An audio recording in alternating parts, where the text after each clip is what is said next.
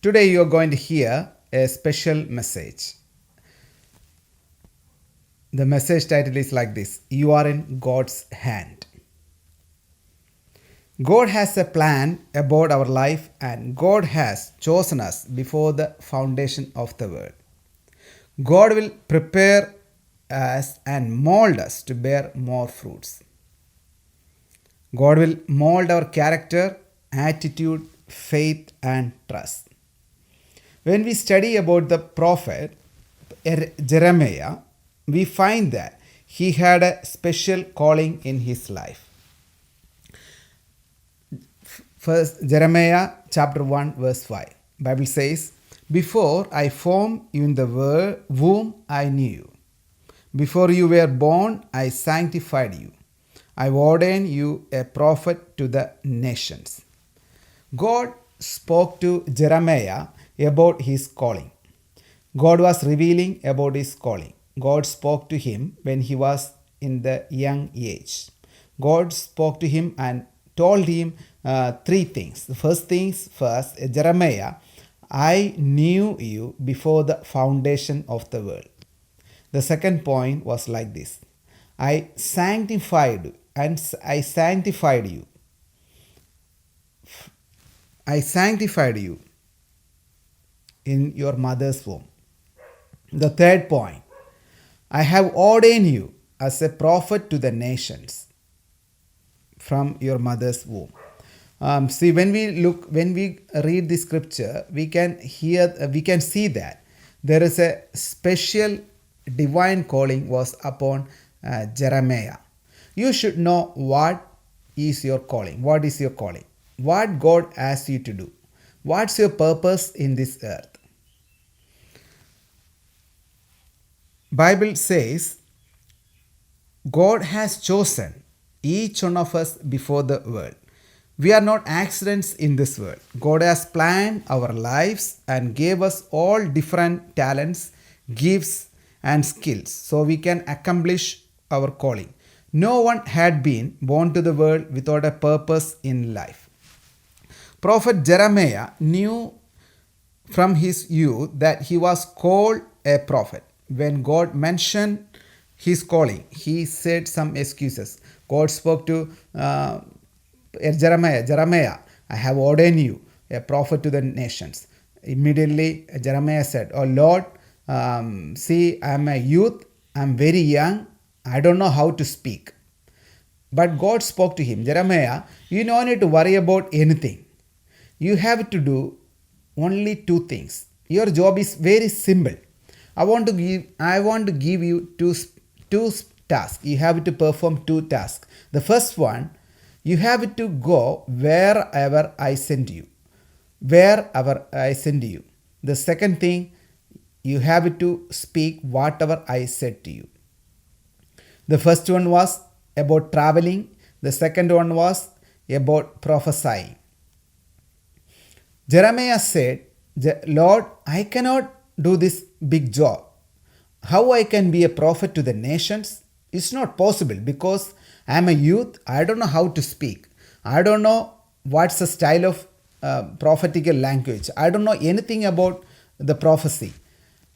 But God said, Jeremiah, you don't need to worry about anything. You have to do only two things. Your job is very simple. Why you want to say this kind of excuses? First of all, what do you need to do? You have to go wherever, to whom I sent you, to whom I have sent you. You have to travel. That means you have to obey. Wherever I ask you to go, you have to go. Whatever I ask you to do, you have to do. That means whatever I speak to you, you have to tell them. You don't need to afraid about anyone. I will be with you. I will strengthen you. After that, God stretched out his hand and touched Jeremiah's mouth and imparted the God's words in Jeremiah's mouth. Look at that. If you are ready to accept the call of God in your life, you don't need to say any kind of excuses. You cannot say any kind of excuses because God will fill us with His Holy Spirit and fire and wisdom. Once God's hand touched Jeremiah's mouth, immediately he transformed. the prophecy start to began from his mouth. When we read the following scriptures, we can see that. Jeremiah 1:10. Then God gave him authority and power. Look at that. When we read verse 10, we can see that God gave him power and authority. Bible says, see, I have this day set you over the nations and over the kingdoms, to root out and to pull down, to destroy and to over and throw down, to build and to plant. Jeremiah chapter 1 verse 10. 10. See, I have this day set you over the nations and over the kingdoms, to root out and to pull down, to destroy, to throw down, to build and to plant. Hallelujah. Look at that. God gave him special authority and power to Jeremiah. Jeremiah was making some excuses in the beginning. Now Jeremiah realized that God can change any bad circumstances into a good situation. In Jeremiah chapter 18:2, the word which came to Jeremiah from the Lord, saying, arise and go down to the potter's house, and there I will cause you to hear my words. When we read chapter 18, we can see this portion. One day, the word of God came to Jeremiah. Jeremiah, you have to arise. You arise and go down to the potter's house, and there I will cause you to hear my words. Look at that, this scripture. Two special tasks. First one, Jeremiah, you have to arise. You have to travel. You have to go to potter's house. The second thing, when you reach there, I will cause your ear to hear my words. Jeremiah never questioned or argue with God. Jeremiah never said any excuses. Jeremiah never said, Lord, why should I go to potter's house? Why you can't spoke to me here? Usually people used to come to meet me to get words from me. But why should I go to potter's house? Jeremiah never asked anything. Jeremiah never questioned God. Jeremiah knew that from the beginning onwards. He knew that about the two particular instructions. The first instruction was, God spoke to Jeremiah, you have to send to whom I have sent you. Jeremiah remembered this instruction. So he traveled to potter's house.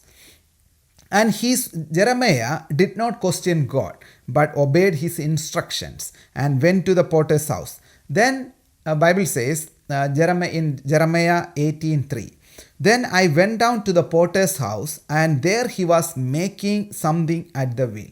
See, when Jeremiah went to the potter's house, he saw the potter was making something at the wheel. Jeremiah was not sure about that, what he was making. When he looked at that, when he went there, he saw that he was making a vessel on the potter's wheel. Verse 4. And the vessel that he made of clay was marred in the hand of the potter.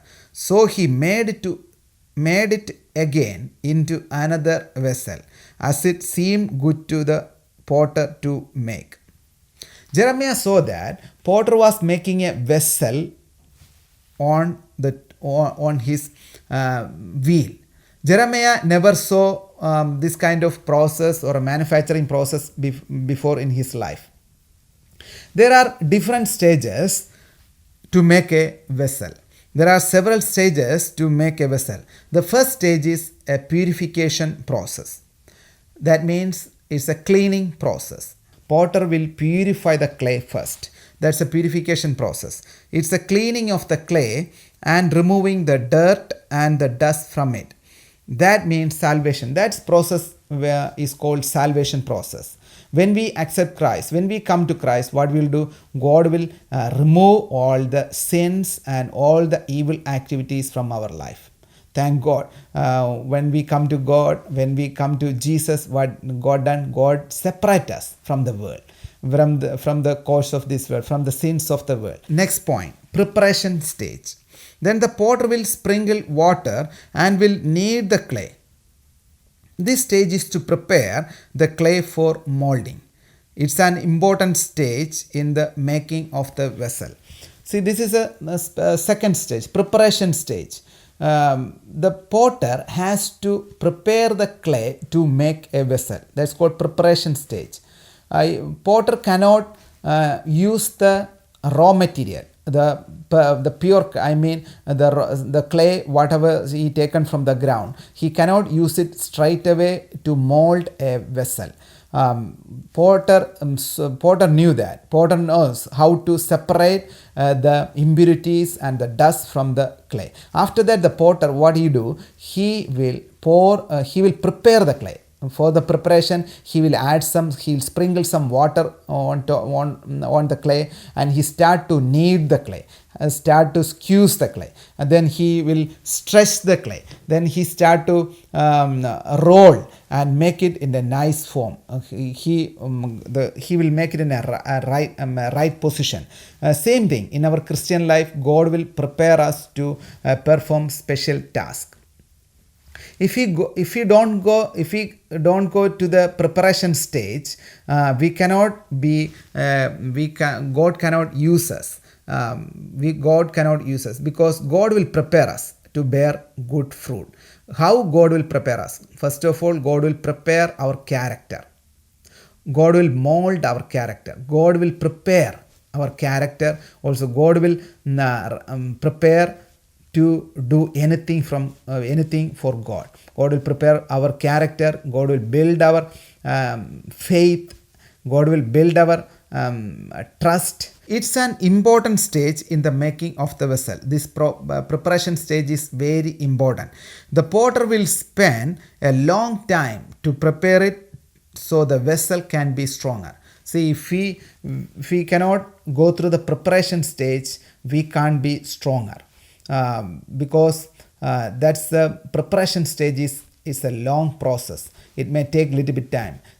Sometimes when we go through the preparation time, when God prepared us, we may feel God is not answering us, God is not listening us, God is not with us. Actually, that's not the truth. God is with us all the time. God cannot leave us. God cannot depart from all at any cost. We have to realize that God is preparing us. God is preparing us to receive certain blessings in our life. God is preparing you to receive, to accomplish the call of God in your life. The third process is called molding process. The potter will take the prepared clay and start gently molding it with his fingers. The clay will be shaped into a vessel or a pot. See, after that, the potter will take the clay and he put on his wheel. Then he start to use his finger and start to mold the clay. Bible says he will make the vessel according to what he wish, how he wish. The potter knows what potter has to make. So potter will make a beautiful clay. This stage of means the growing stage. This is the stage of growth, both spiritual and material, such as ministry gifts, wealth, family, education, job, business, etc. This is our growing stage. Molding process, and when we go through the molding process, we can experience the growth, especially in spiritually and material growth in our life. The last stage is the hardening process. This is the last stage. The potter will put the vessel in the furnace to harden it. After this process, the pot will be hardened and be ready to use. This is an important stage. If the potter didn't put that vessel into the furnace, the vessel cannot be a fruitful vessel. The vessel can easily damage. The vessel cannot carry, or the pot cannot carry any liquid or any kind of fluid, because there is a chance of leaking or damaging that vessel. In the same way, if we don't go through the fire of, if we don't receive the baptism of the Holy Spirit, if we don't receive the fire of the Holy Spirit, we cannot do big things for God. Especially the fragile Christian.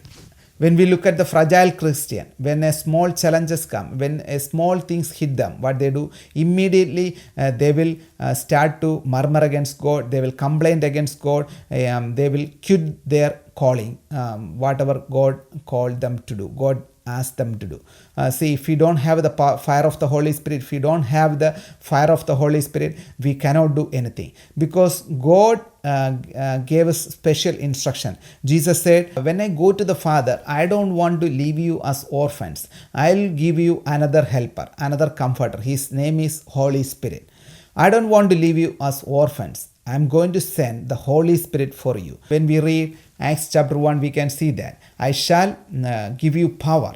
God said, okay, you should not, don't depart from this Jerusalem. You have to stay upon the promise of God. I'm going to give you the authority and the fire of the Holy Spirit. You have to wait for the baptism of the Holy Spirit. So all the disciples, they waited there and they received the baptism of the Holy Spirit. After that, the preaching of gospel began to take place in that region. It's not only that. God used Peter and all of his disciples to take the gospel to the different nations. See, when we go through this kind of process in our life, we may think God is not hearing our prayers, God is not answering our prayers. We must realize that God has a plan for everyone's life. God has a planning for your life. You don't think you came accidentally into this world. God has a plan about your life. God's plan is always good plans. God don't have any plan B. God has only plan A. God want to bless you. God want to use you and mold you and equip you. You have to go to this stage, the preparation. You have to go to the purification stage and the preparation stage and the molding stage and the hardening stage. If you don't go to these stages in our life, what will happen? We cannot bear a good fruit in our life, because Bible says, you are the clay, I am the potter. O Israel, you are the clay, I am the potter. That means we are the clay. God is a potter. God can mold us. How God can mold us? God will mold our character. God will God will increase our spiritual capacity. God will increase our faith. God will increase our trust. God will give the anointing and the power to do a special commission upon this earth. I want to encourage you don't need to be discouraged with anything. Everyone knows that the pandemic is going around the world. The people are struggling with finances. Many people have lost their lives and lost their job and business. So people are in a different kind of, people are in agony. No need to worry about that. As long as you are in God's hand, you are the clay. This is the promise of God. God will mold you. God will make you, and He will mold you and make you a beautiful vessel. God will fill you with the Holy Spirit and the fire of the baptism of the Holy Spirit, and God will increase your spiritual capacity. He will give you anointing to do the impossible things. You have to understand that you are not alone. God is in control. God is preparing you. You may be in the stage 1, you may be in the stage 2, maybe stage 3 or 4. Doesn't matter, in whatever the stages you are going through. Still, God is in control. God will bless you and equip you. He will revive you. He will put His power upon you. Same like God done to Jeremiah. Jeremiah said, Lord, I am a youth. I don't know how to speak. I cannot do this thing. Then God spoke to him, Jeremiah, it's very simple. What you have to do, you have to obey whatever I say. You have to travel And the second thing, you have to say whatever I say. You don't need to afraid. You don't afraid about their faces. You don't need to afraid about authorities' faces. After that, God put his hand upon Jeremiah's mouth, and the word of God came upon Jeremiah. It's not only that, verse 110. God gave him the authority and the power. The same way, God will bless you. God will give you strength and power. What you have to do, you have to do two things. First of all, you have to obey whatever God said to you, whatever God asked you to do. The second thing, that you have to say, you have to speak it out, whatever give to you. God can use you and bless you and multiply you. God's plans are always good plans. God don't have any bad plans. God has only good plans about his children.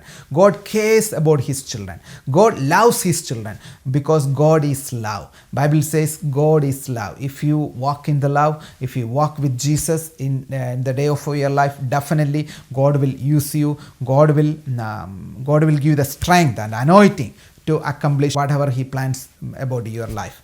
I'm going to pray for you. Father, I pray, Lord. I pray for these people, Lord, Father, who are watching this program, Father. I pray, Lord. Bless them, Lord, Father. Reveal their calling, Lord. Reveal their calling about their life, Lord Father. I bless each and every individual, Lord Father. I pray, Lord, if anyone going through discouragement in their life, Lord Father, I pray, Lord, let all kind of discouragement be removed right now in the mighty name of Jesus. Especially, Father, I pray, Lord, the people are going through the pain, Lord Father. Let all the pain will be leave right now in Jesus' name. Let the comfortness of the Holy Spirit come upon them right now, Lord. Father, I pray, Lord Father. I pray, Lord Father. You have to bless these people, Lord Father. Father, if anyone going through challenges in their life, Lord Father, unexpected challenges, Lord Father, I bless them, Lord Father, in the mighty name of Jesus. I pray, Lord, let all the blessings of Abraham come upon their life, Lord Father. Let all the blessings of Abraham come upon their life, Lord Father. I pray, Lord Father, you can increase their resources, Lord. I pray for the heavenly resources, Lord Father. I pray to open heavenly resources for them, Lord Father. I pray for them, Lord Father. Encourage them, Lord. Lift them, Lord Father. Revive them, Lord Father. Holy Spirit, revive them. I bless each and every one, Lord Father. Mold them, Lord Father. Use them for your purpose, Lord Father. In Jesus' name I pray, amen. Dear brothers and sisters, you have to understand one thing. You are not alone. You are called by God for a special purpose. God will mold you and use you. Don't be discouraged. Don't allow any kind of fear in your life.